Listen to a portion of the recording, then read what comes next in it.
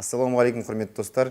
Өздеріңізге 2 ай бұрын уәде бергендей, Айдар аға екеуміз осы балбырауынды қолдан келгенше балбырата ойнауға тырыстық. Берген уәдені уақытында орындау керек. Сондықтан енді қазір не болғанын өздеріңіз көріп қабыл алыңыздар.